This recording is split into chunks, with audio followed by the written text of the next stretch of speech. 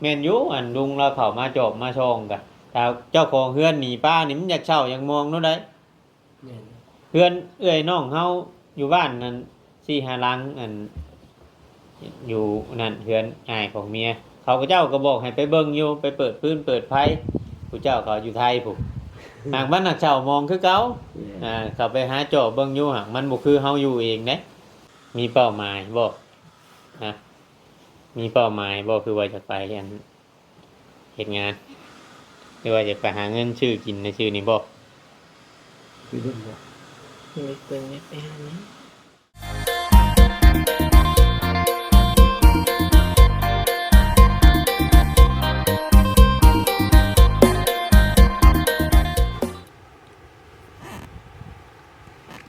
กับสบายดีเนาะพ่อแม่พี่น้อง FC เบิร์ดสุขุสุคนพี่น้องเนาะทางฝั่งลาวฝั่งไทยหรือว่าทางต่างประเทศแม่ FC ที่เข้ามาเบิ่งมาชมเนาะเข้ามาติดตามคลิปช่อง YouTube ของเรายังใจเกินร้อยเพียงเนาะ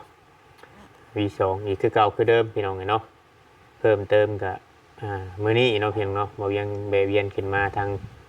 บ้านเรือนของน้องๆพี่น้องเนาะเข้ามาบ้านเรือนของน้องจอยกับว่าแม่นนะพี่น้องเนาะ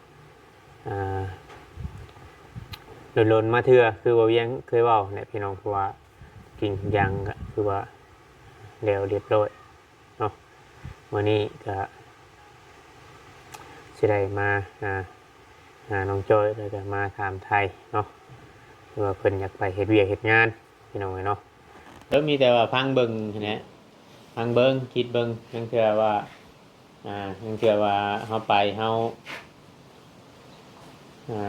คิดว่าไปอยู่พุ่นมันกับพ่อกับอยู่พี่กะทางลุงแก้วทางพ่อมีงานกะกลับมาเฮ็ดนำทางลุงพี่เลยช่วยกันก็ทำดำเนินการตัวนี้หัดเป็นอาชีพเลยเนาะเรียนก่อเรียนยังเป็นตามเสียน้องไปด้วยกันได้แล้วนี่ว่าจังว่าจะให้เฮ็ดให้เฮียนแนวไรมันสินั่นเพราะแต่กี้ทั้งผู้รักผู้ใหญ่ทั้งเอื้อยเพิ่นทั้งแม่เพิ่นก็ฝากกันทรัพย์อยู่ได้เรื่องนี้เรื่องที่ว่าไปให้ไปเฮ็ดเวียกเฮ็ดงานที่ว่านั่นนี่บัดนี้ได้เพิ่นก็ฝากให้เฮาเบิ่งกับฝากลุงแก้วเบิ่งนี่นะเบิ่งลุงจ้อยที่ว่าบ่อยากให้ไปทางอื่นทางไกลอยู่ในนี่เพราะที่นี่เพิ่นเข้าห้องหมอในตอนนั้นน่ะเพิ่นแจ้งมาเพิ่นเข้าห้องหมอแล้วก็ติดต่อกับเพิ่นบ่ได้เลยแล้วก็บ่ได้คุยกับเพิ่นเลย แล้วก็คือว่าเงียบเลยเห็นนะเลยมาถ่ายแจ้งออกไปเห็นว่า FC หลายคนเพิ่นก็ถามมาว่าใช้คือว่าสิชื่อเบ้ชื่องัวเข้ามาเพิ่มก็คือบ่เห็นชื่อในตอนนั้นน่ะเพิ่นพอเฮาเคยเฮ็ดคลิปออกไปแล้วคลิปนึงออกไปเฮ็ดเวียกเฮ็ดงานไกลคือว่าเคยบอกแล้วว่าบ่อยากให้ไปตั้งแต่เว้ากันอยู่แล้วตะกี้เนาะเพิ่นก็ส่งเงินมาให้ใช้ทุกเดือนในตอนนั้นน่ะตะกี้น่ะเพิ่นทั้งแม่เพิ่นหรือว่าทั้งเอื้อยน่ะเพิ่นก็ส่งเงินมาให้ใช้ตลอดน้องบัดนี้แหละมันจะมีแต่ว่าเฮาอยากไปหาประสบการณ์ชีวิตอยากไปลองเบิ่งเนาะไปลองเบิ่งไปเฮ็ดเบิ่งถ้าเฮ็ดบ่ได้ก็มีแต่ว่ากลับมาอยู่เฮือนอยู่หยังเฮาแหละมาดูแลเฮือนนี่แหละปัดกวาดเก็บกวาดมายังต่างๆนี่แหละ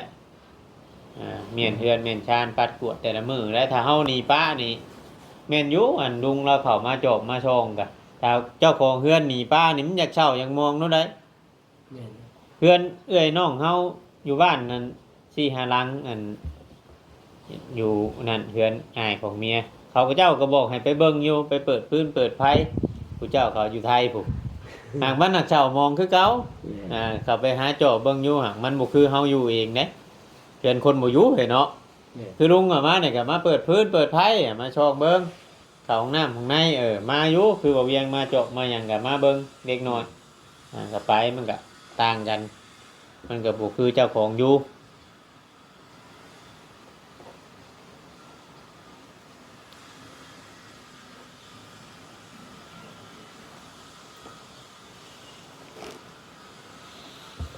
อยากไล่หยังคือว่าอยากไป มีเป้าหมายบ่ฮะมีเป้าหมายบ่คือว่าจะไปอันเฮ็ดงานหรือว่าจะไปหาเงินชื่อกินในชื่อนี้บ่ คือเรื่องว่า มีปืนไม่ไปหาเนี่ย ฮะ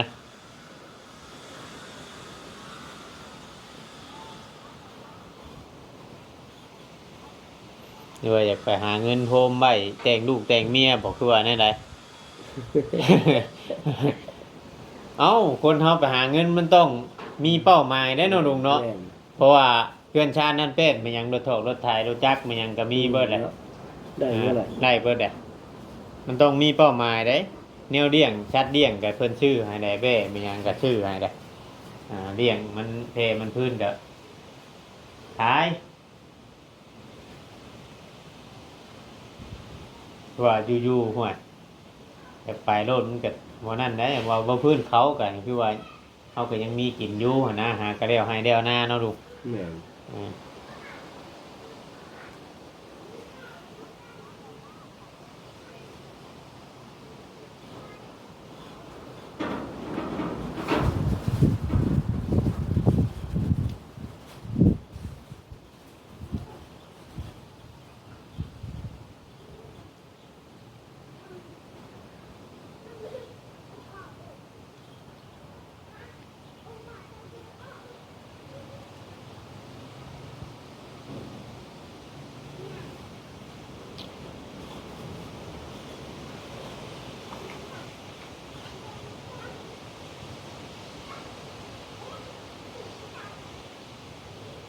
หนาวจำช่วงเหนื่อยโอ้ยไปทางไหนขี่รถก็มื้อนี้บัดแฮงลมแฮงกว่าเก่าจนบ่ได้ไปทางไกลคิดว่าสิหมอกแกเฮือนทำได้เหมือนมันลมแฮง ลมเรื่องถ้ากลับลมอีกเนาะ แม่น คืนหนาวหนาวเย็นเนี่ยนะตะกี้คืนอะไรคือเย็นอยู่แล้วก็หนาวลมตอนอาบน้ำสาดเนาะ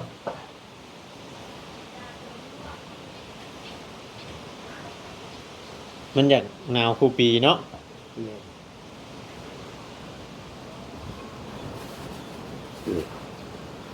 บุญบรรชาตินี่มันอยากหนาวคู่ปีทวิตบุญบรรชาติก็บุญที่เช้ามังกรนี่มิดเดือนมังกรไปเนี่ยแค่นี้หนาวกับบ่ปานใดปีกายนี่ช่วงหนาวๆแบบนี้นั่นช่วงกำลังเฮ็ดเทือนน้องจ้อยนี่แหละเนาะ แม่น เดิมหนาวๆช่วงนี้ได้เฮากำลังเริ่มสร้างปีกายมันก็มีงานหลายในปีกายนี่พี่น้องเนาะติดต่อหลายหลังเป็นน้องไม้นี่เป็นตอนน้องดาเพื่อนน้องถวยนี่พี่น้อง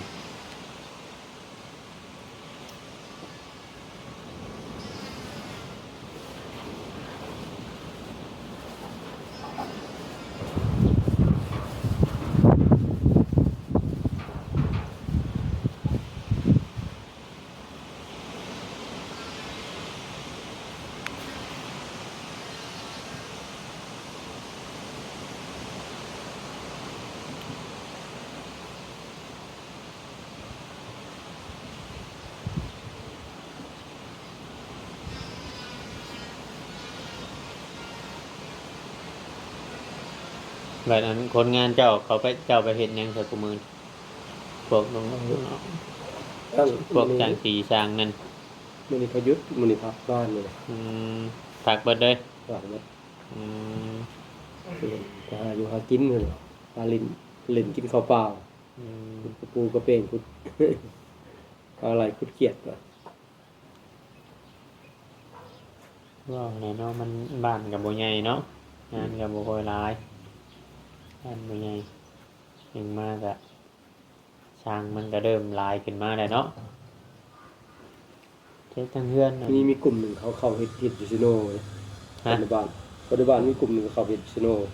บอก เนี่ย อ๋อไปเห็ดงานเห็ดอันเวียกอยู่ซิโนพุ่น เนี่ย น่าจะมีอันงานเห็ดตลอดอยู่พุ่นเนาะ ก็มีอย่างเงี้ย เพราะมันในเมืองเลย เพียงเกี่ยวเขาจ้างเห็นหันเห็นนี่เทหันเห็น สองเส้นหาเขาเป็ดวันนึงสองเส้นหา ได้เที่ยวมาบ่ เที่ยว โอ้แต่สิได้อยู่บ้าน1 2แสนเนาะเติมน้ำมันหาที่ เงินจะเศร้าไปจะเศร้าเดี๋ยว7 โมงเป็นโมงบนเขาเด้ต้องไปจะเศร้า อยู่วังอันเขาเจ้ามาซื้อไม้น้ำเจ้านี่ก็ เขาเริ่มเปิด คือว่าเห็นคนหลายอยู่งานก่อสร้าง หลาย บางเขาซื้อไม้นิ้วไม้อันนี้น้ำเจ้าตอนนั้นพวก พวกนึงนี่เพิ่นก็มาวานอยู่ซื่อก็มาเพิ่นก็ต้องการคนอยู่เพิ่นก็ยังบ่พอเลย อืม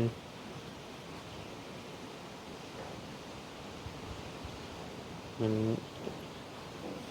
แต่สีอันนั้นอยู่มันเป็นงานอันมันใกล้แล้วนี่ปะลองไปนี่ก็แม่นโดด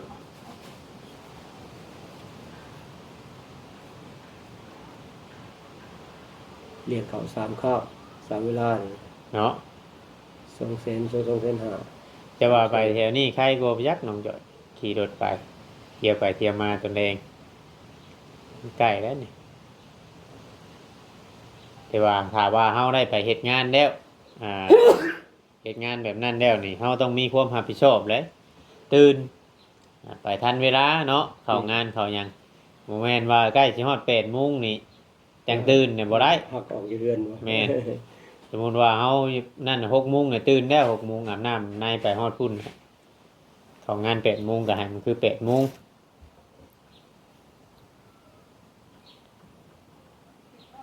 วันหนึ่ง2 แสนหรือว่าวันหนึ่ง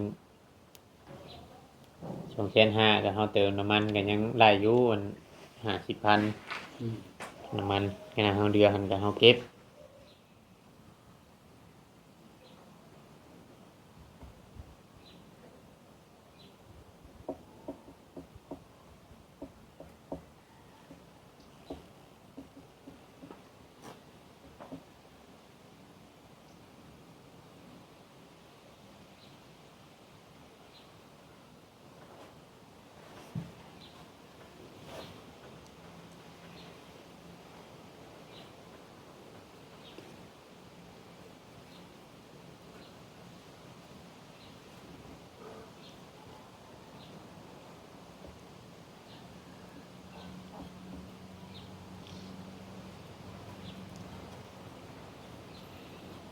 มันจะว่าต้องไปลองเบิ่งหั่นแหละจำบ่ใจอยากไปเด้ได้ได้ก็ไปลองเบิ่งบ่ลองบ่ฮู้สิ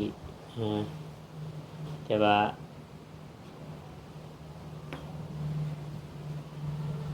ใครสิดอกมันอยู่ลาวอยู่บ้านเฮ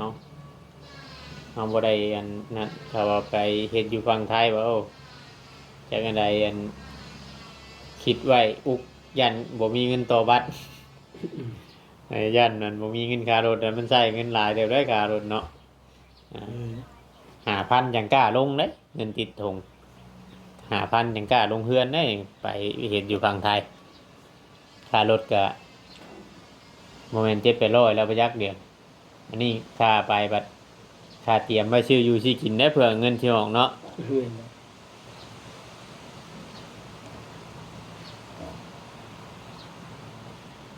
บางบอนโอ้โหทำเจ้าเฮ็ดงานยังบ่เฮิงเขาบ่ได้ให้เบิกเงินไดไปเฮ็ดงานบางบอนก็เบิกได้บางบอนก็เฮาเฮ็ดงานละรับครึ่งเดือนผู้เพิ่นจังให้เบิกเงินซื้อกินก็คือว่าแนะอยู่งานอยู่ลาวนี่เฮาก็ยังบ่เคยไปเฮ็ดจักเทื่อเฮ็ดอยู่เวียกน้ำบ้านน้ำหยังหาเฮ็ดกอกๆแก๊กๆน้ำบ้านนั่นไปเฮ็ดงานแบบอยู่เวียงมาหยังนี่ยังบ่เคยเฮ็ดงานมัดเด็กมัดแค่เฮ็ดงานก่อสร้างอยู่สวรรค์ไสวินใกล้ๆนี่เฮ็ดอยู่ตะกี้ขุดขิมนะพวกมาหยังแต่ว่าเข้าในเมืองใหญ่เมืองหลวงก็ดีก็บ่เคยอยู่ลาวคนใดก็มีแต่ข้ามไปเฮ็ดอยู่ไทยพุ่น ปิดงานรายวันแต่ยังน้อยเคยไปเห็นน้ำตลาดซิโน่แหละ8 โมงบนเขา8 โมงเลิก11 โมงครึ่ง เข้าบ่ายโมงเลิก4โมงครึ่งนั่นเลยเฮ็ดงานกินแหละก็ธรรมดาอยู่เวียกเขาเฮ็ดเวียกโมงเป็นโมง เหตุการณ์งานในวันเนาะมันก็ต้องมุ่งเป็นมุ่งและมีความรับผิดชอบนะ เข้าตรงเวลากินเห็นงานนำ เห็นงานเคยเห็นงานเนี่ยยินดีสิเดียว9โมง10โมงอยู่แล้ว เดี๋ยวแต่นี่เนาะ ลองเบิ่งลองกับบ่ฮู้มีแต่ว่าทางลุงเบิ่งเบ้ทะในช่วงนี้ก็เบิ่งเบ้เบิ่งหยังทะเบิ่งฝากเบิ่งเฮือนเบิ่งซานสิ่งของนี่แหละรถโถรถไทยเนี่ยคำว่าไปใช้ก็ให้เขาตนแดงตนหยังก็เอาเขามาไว้พี่คือเก่าชุมเจ้าก็มานอนอยู่พี่ตลอดแล้วปะ มานอน ลงเจยแล้วล่างน้ำเดินลงเจยเลยล่างเอาน้ำสีนอกน้ำกี่ตกกี่ตม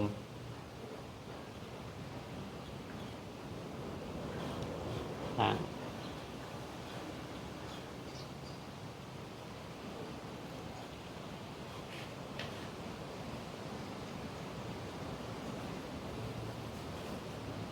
ถึงเงินเขาลดพอแล้วเนาะไปก็คำว่าละหามาเองเลยเนาะ แบบนั้นแน่แนวมัน การลด3เซนให้3เซนให้3เซนน่ะว่าเนาะ 2-3 เดือนพุ่นแน่นจังมาวะมันจังประมาณว่าไปเดือนเดียวมามันบ่ได้ไล่ยังไงเดือนเดียว ว่าจันว่าได้เป็น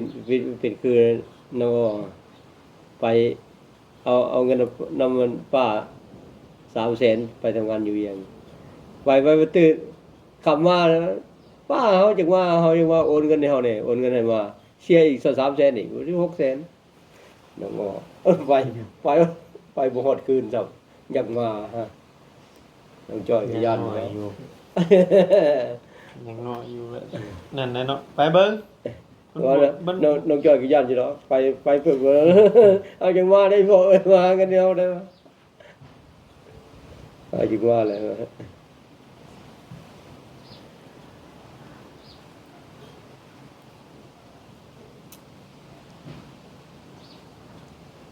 โอ้ผู้ไว้ของงานทุกข์เลยผู้ว่า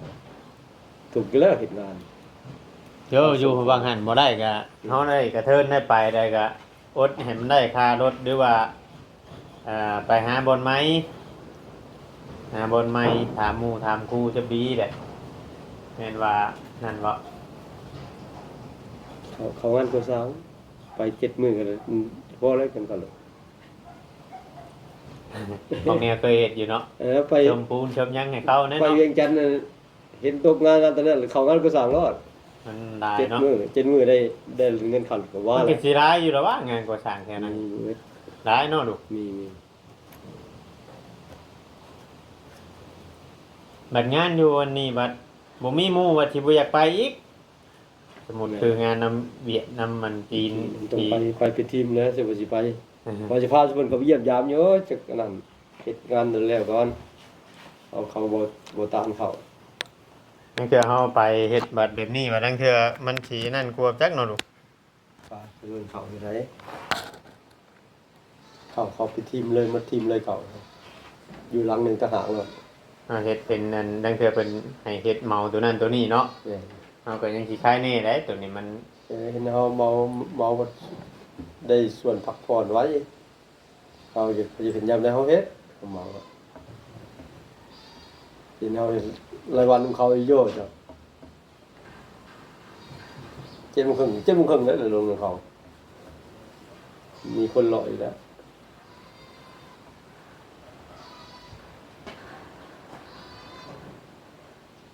เดินมาลา เขาตนานนี่นะ แล้วย้ายแล้วย้ายตัวยังไงนั่นไรเนาะ มันเข้าหัวบ่ เขาห่วงเขา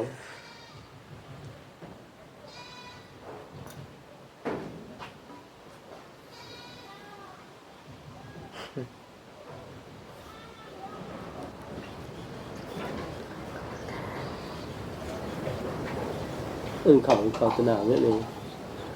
มีหัวบ่น้ำมัน ใส่ตะนางยางเด้เสือกยาง เออเป็นตะข่ายอันบอก แม่น ประตูเพื่อนนั่นอันนี้แบบบ่อัดจักใบอันนี้เนาะ สมุนวัดเนาะ บ่หาแนวมัดแนวหยังไว้ป้าไว้ตึมๆอัดสลอกก็ได้ บ่อัดบ่หยังเลยนั่น คือคนบ่อยู่แล้วเนาะ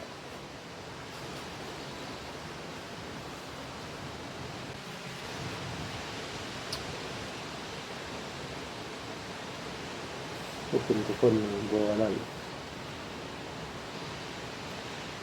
อย่าลืมอัดไว้ในเปิดคือโน้ตเปิด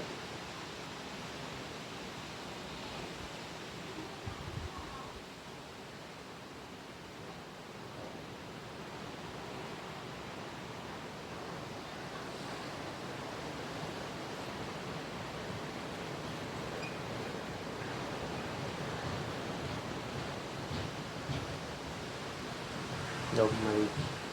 ดมมูวูพี่น้องมื้อนี้แหละดมแฮงกว่าปกติเนาะลุงเนาะ แม่น ดมแฮงกว่าปกติมันคือว่านะมีแต่ว่าประมาณนี้แหละมีแต่ว่าหยังก็ทำสิไปก็มีแต่ว่าเมียนเฮือนเมียนชาติน่ะเจาะกระเจกับป้าไว้น้ำลุงนี่แหละเอาล้างไว้โดดล้างกัน ท่านได้ขี่เป็นนาทีไปนำบ่เอาเป็นรถเป็นเมย์ไปนำบ่ บ่ไปแล้วโดดจักรไปเที่ยวไปปลาไปเพื่อนนี่แหละ ขอให้ได้เนาะ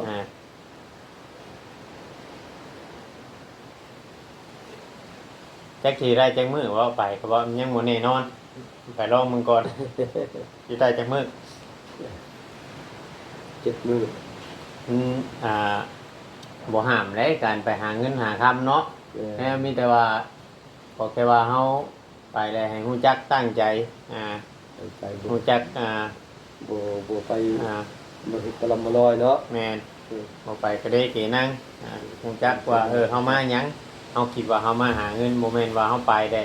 เป็นหมู่เด่นหมู่เที่ยวหรือไปเด่นไปเที่ยวบ่ได้ นี่ก็สินั่นแล้วคือเห็นนึกตะพี่เนาะ แม่น คือเห็นโอ้เฮาสิทุกข์ยากได้ นั่นน่ะฮู้จัก ทุกข์ยากได้เฮา น้ำมืออายุเฮานี่มันบ่ได้อยู่ภาคเก่าแล้วน้ำมือเฮาสิเฒ่าไปมื้อหน้าแหละเฮาต้องฮู้จักตัวมันบัดเฮายามเฮาขับขันหรือว่ายามนั่นนี่เนี่ยมัน บ่ บ่ ไปทุกเมืองเนาะเป็นหากินเหล้าเมาสุราอยู่บ่ได้ บ่ได้เด้มันก็คัก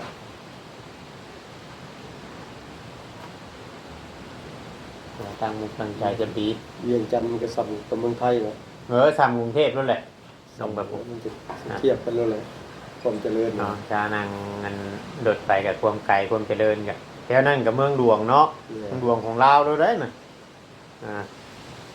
ก็ ดื่มอยู่แล้วสวน โอ้ยนับเนาะ เ ตัวทำว่าเพื่อนน้องเฮ็ดงานทางใต้เพิ่นก็เป็นเก็บกาแฟน่ะช่วงนี้ก็เจ้าทายลงลายอยู่เก็บกาแฟโลนึง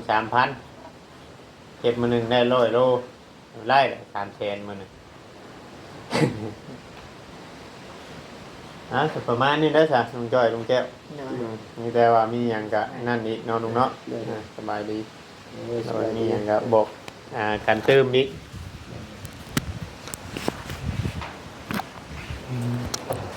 เดี๋ยวไปเฮ็ดเวียกเฮ็ดงานพี่น้องเนาะให้ลองเบิ่งเก็บหาเมียนเพื่อนชานชมครับคลิปนี้ก็สิประมาณนี้แหละพี่น้องถ้าว่าผิดพลาดก็ต้องกราบขอโทษขออภัยนำ FC เด้อพี่น้องเนาะอย่าปล่อยให้เพิ่นไปเฮ็ดเวียกเฮ็ดงานก่อนจังใดก็จังค่อยว่ากันอีกพี่น้องเนาะสำหรับคลิปนี้ก็ลาไปก่อนพี่น้องเนาะขอกล่าวคำว่าสบายดีพี่น้อง